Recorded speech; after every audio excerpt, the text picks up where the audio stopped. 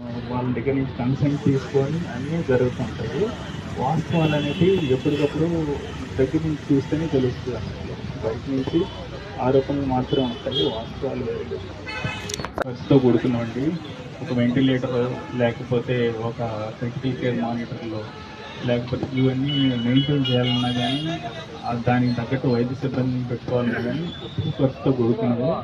ఇంకా చెప్పాలంటే ఒకప్పుడు సూలూరుపేటలో ఎమర్జెన్సీ వైద్య సేవలు అంటే అసలు ఎక్కడ దొరకని పరిస్థితి. రోడ్డు మీదనే ఇది అవ్వదు వెళ్ళిపోండి అని అంటే 1 కిలోమీటర్ 2 కిలోమీటర్లు కూడా దాటకుండా ప్రాణాలు పోయినట్టు చాలా ఉన్నాయి.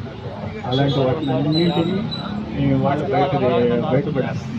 ఎంతోమంది పాయిజనింగ్ కేసులు, రోడ్ ట్రాఫిక్ యాక్సిడెంట్లు, తర్వాత ఇక పురుగు మందు తాగిన కేసులు అయితేనే, హ్యాంగింగ్ కేసులు, ఇవన్నీ చాలామందిని బయటపడేస్తాయి. సో ఇవన్నీ మెయింటైన్ చేయాలని అంటే కొంత క్వాలిటీ వైద్యం ఖచ్చితంగా అందించాలి. కాబట్టి కొంత మేరకు మిగతా వాళ్ళతో పోలిస్తే ఖచ్చితంగా కొంచెం ఎక్కువగా ఉంటుంది. కానీ ఇదే వైద్యం మీరు నగరాల్లో కన్నా కావాలి అని అనుకుంటే చాలా ఖర్చు అయిపోతుంది, 4-5 రెట్లు పెరిగిపోతుంది. సో అది